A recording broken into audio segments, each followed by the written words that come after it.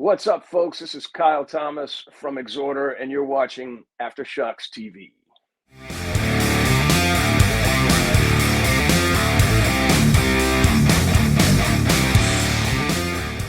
All right, Aftershocks TV. Matt and Chris, we're back here for another round of segments like we do here every, whatever, handful of weeks or months, so often.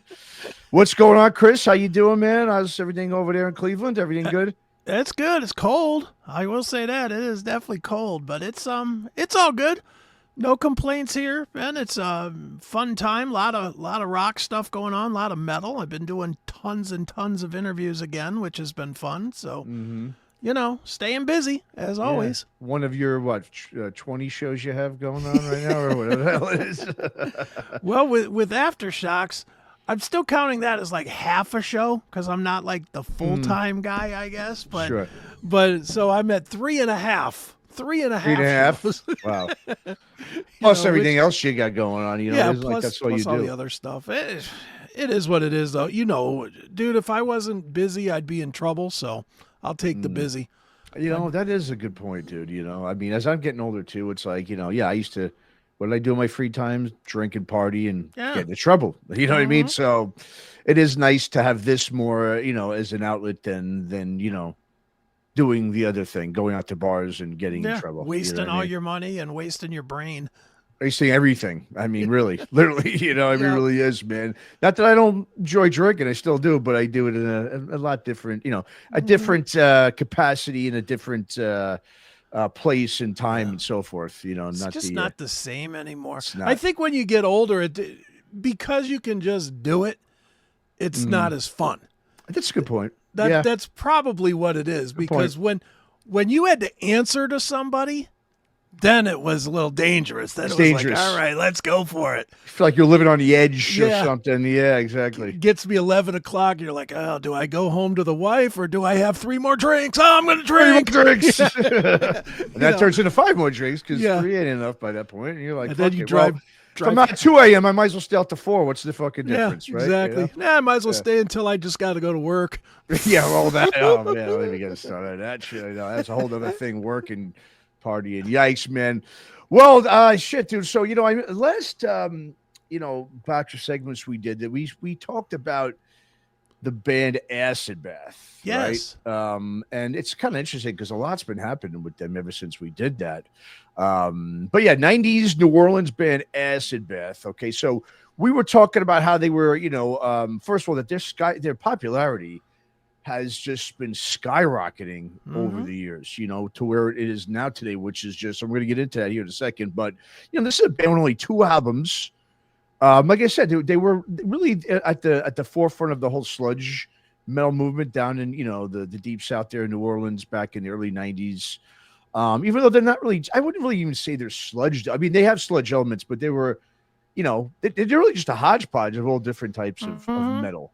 The they're early Louisiana metal band. That's what they are. Pretty much, I mean, they got some crowbar in them. They got some thrash, like Exhorter. They were like sort of amalgamation of all those different bands that were coming out of there at the time. Sure.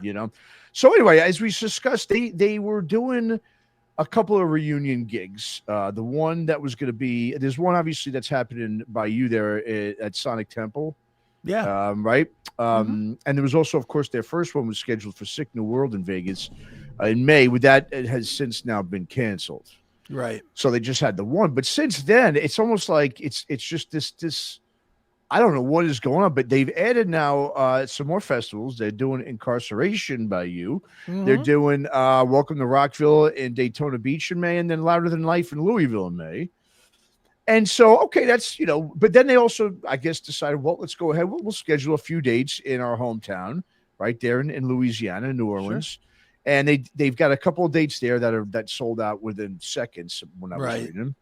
Now, this is what's crazy. What's crazy is now they've also added 2 dates in LA in August. And the first date, same thing, sold out in 10 minutes or whatever it may be. Whatever it is. Nuts. And so they added now a second show for the following week. So, I mean, now, of course, when I saw this, I'm like, wow. And this is taken, the one thing I will say is when we did this, the segment on them, I was surprised. I think it's like the second or third highest viewed, listened to, whatever you want to call it, segment that we've done here in Aftershock since we started this 5 years ago. Just Right. well, we did like a 12-minute thing on them. Sure. And what I didn't realize is I knew they had a nice cult like following, but Mhm. it is bigger than I thought it was. I mean, that I think we both thought. I mean, you got to see some of the comments on with these fans, man. They are like loyal to the bone. I mean, they were obviously, people talk shit on comments and stuff, but these guys were just like, how did you guys, what do you mean they're not big? Where have you guys been living? Where have you been since blah, blah, blah? Well, we've been right here, dude. 30 years in the music business, both of us. This is not a household name. I booked them, for God's sakes. I certainly I worked with a promoter here in Cleveland named Mitch Karszewski, and we combined booked them. And I can tell you for a fact they weren't big then. No. Yeah. How many around? Give you an estimate. How many tickets? 100. Sold? There you go. Okay. Maybe 100, and I don't know that might be a high number. It was not a well attended show.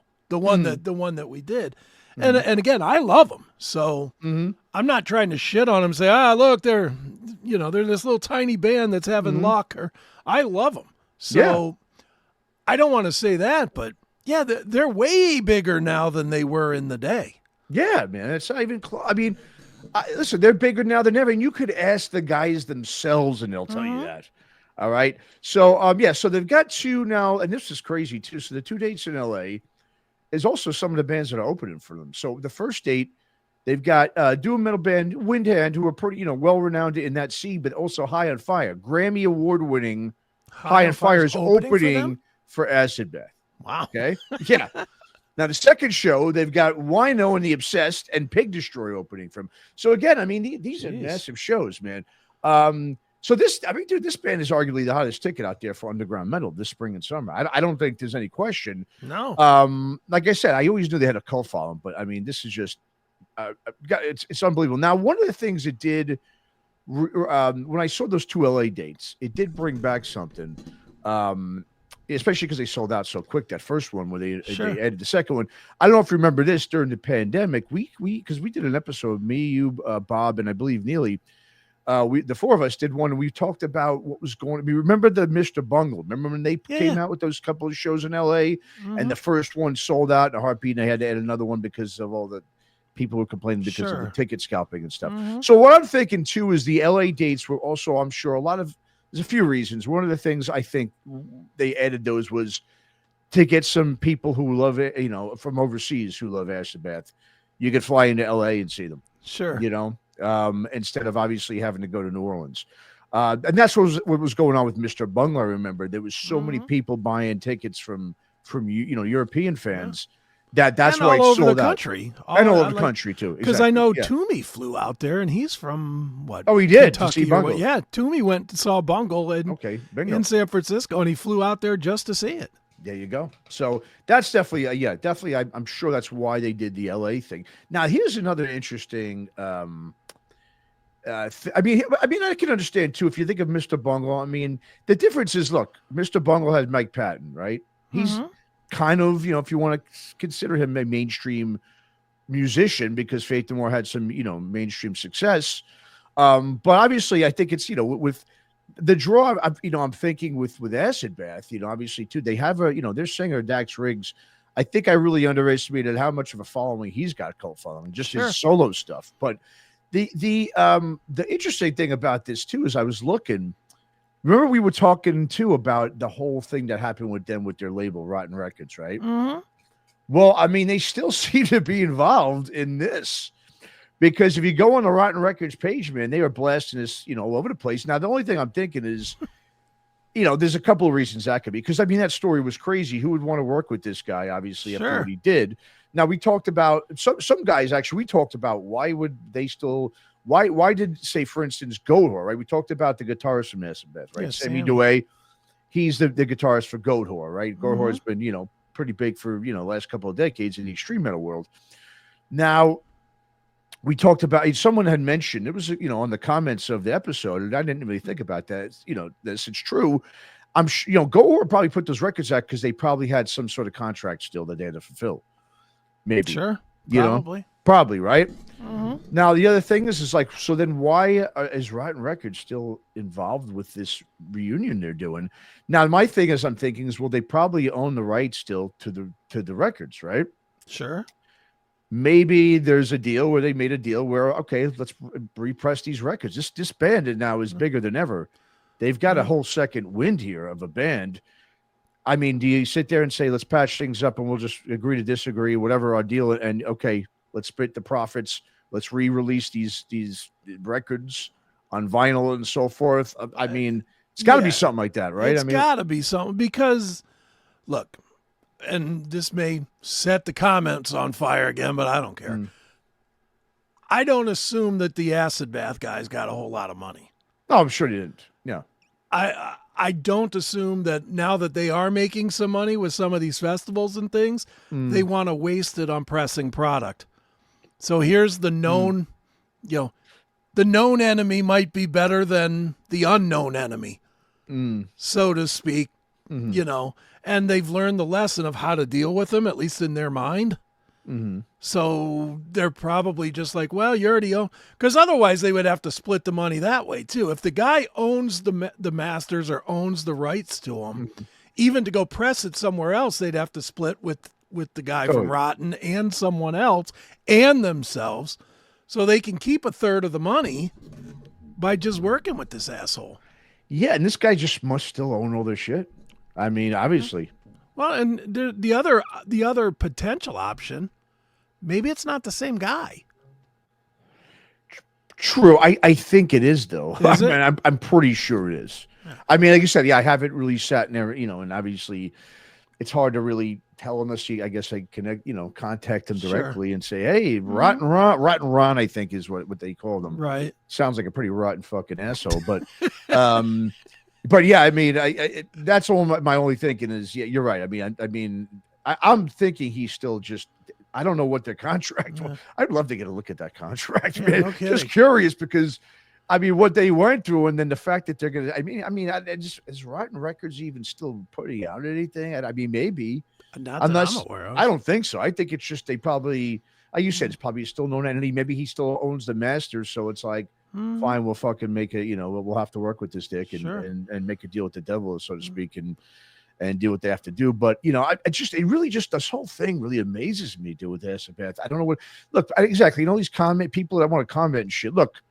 Like I said, we've both been in this fucking business 30 years. There's very few people knew of or talked about them. Now, like I said, yes, underground cult following because of the internet too.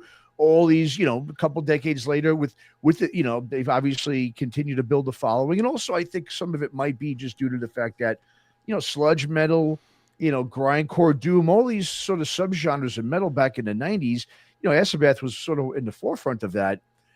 They've gotten bigger and bigger over the decades. It's not like they've gone away. Like, I don't know. Did you ever see, there's a great documentary. And I discovered this by accident just this past summer when Tanner was up here, we were working on the film. It's called Slow Southern Steel.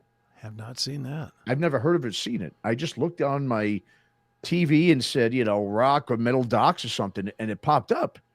It's fucking great. It came out in 2014, and it's about the whole southern, the whole southern scene, North Carolina, Georgia, Louisiana, all that whole area, Florida, about a lot of those, the I Hate Gods and Acid Baths and Exorder and Soylent Green, all those bands, Weed Eater, all those bands.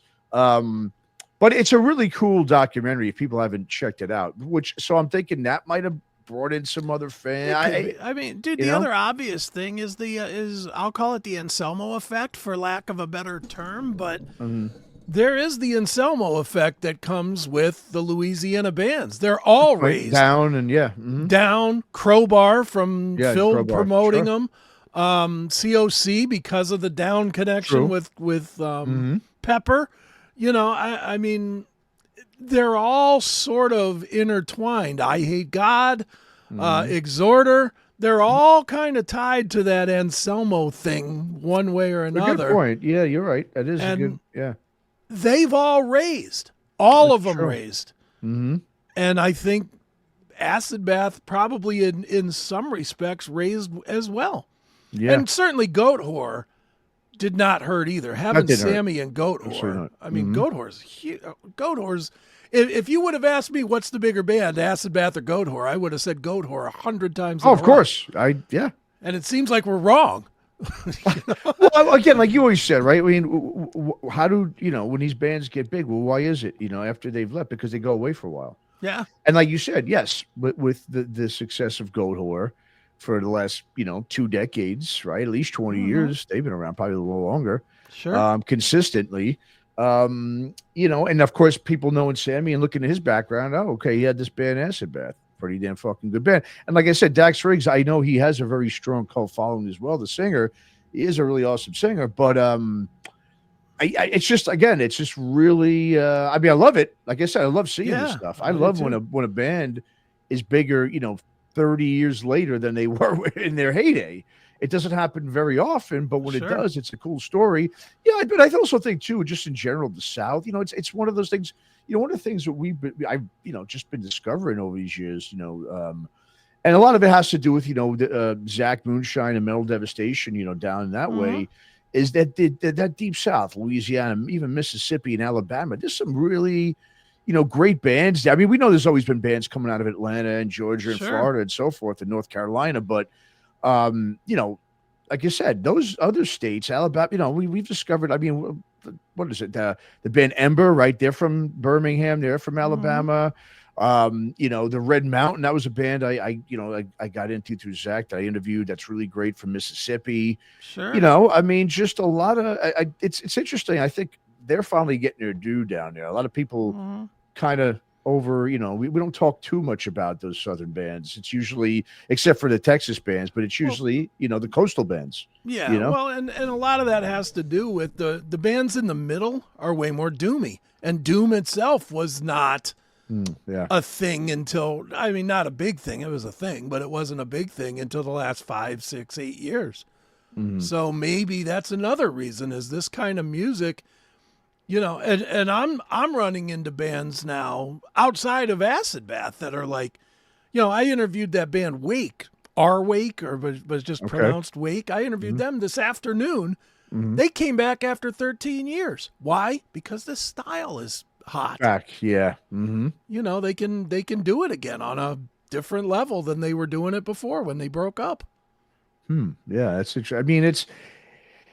Yeah, but we've seen though, in the past we've seen bands do that, right? They like, okay, we had an album that maybe did something. Like for instance, even about 2 years ago when I was doing Heavy Galaxy show, we interviewed that band Sugartooth. They put out a new album and stuff, and I think they had that same kind of idea, like, well, hey, there's a nostalgic period now for the '90s, and so they came back, but it was gone as soon as it came out. I mean, no one really just talked about it. I'm not saying they were a band, that was an influential band. I guess if you do look at Acid Bath, they were unique, right? Like a Mr. Bungle. These are bands that didn't sound like other bands. Yeah. Whereas a Sugartooth was just like a third, wave of grunge band. So I think that's the key. I think if you're a band that had this, that a lot of people, like I did read something about Acid Bath where I guess Slipknot's on their first record was someone or one of the guys or something mentioned of them as being an influence. So that could have, I mean, look how many Slipknot fans are out there. They could see that and go, oh, who's this Acid Bath band? And that made them check them out. So I think there are those bands that always got overlooked. Eventually it catches up where they do get their due, because if they influenced other artists that got big and they wound up talking about them, then boom, there you go. Yeah. You know what I mean? So like I said, just a very interesting case here, this whole Acid Bath thing. So let's just get ready for the comments on this one. I'm sure we're going to get a lot of people. You guys don't know what the fuck you're talking about. The funniest one I got, I should say, is one guy said, they're not from New Orleans, dude. They're from Huma, New Orleans, which is like an hour away. It's like, look, Dick, these people understand. We're not saying what town they're from. We're seeing the scene. Is there a Yuma scene? No, there's not. It's New Orleans. It's an hour away. So shut the fuck up. All right. So yeah. Hey, go ahead and guys, bring the comments. I know. Bring on the comments. These Acid Bath fans, man. There's something else I will say. But yeah. But I'd love seeing this. This is a cool story. I'm happy to see them having success. It's great. Yeah.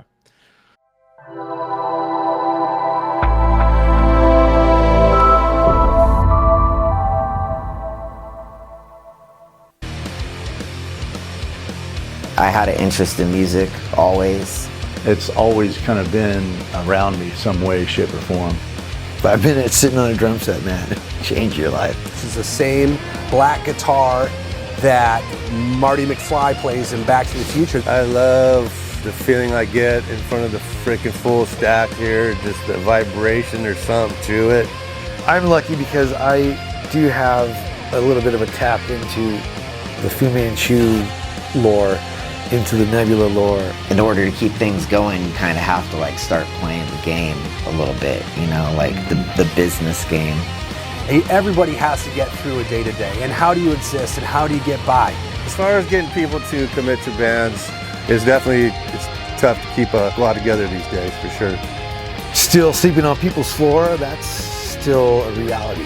Probably also playing with some of the best people I've ever played with. The creative juices don't stop. It just keeps going. For me, it's just finding a balance of how much time I'm spending with my family versus how much time I'm spending working. It's this validation that what you're doing actually has merit.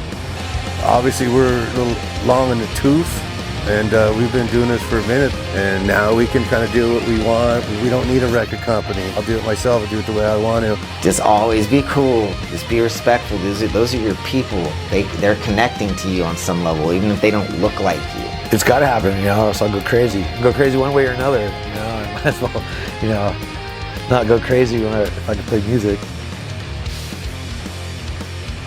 Maybe one day I'll have a Porsche, but you know, until that day, I'll drive a Chevy. There you go. All right.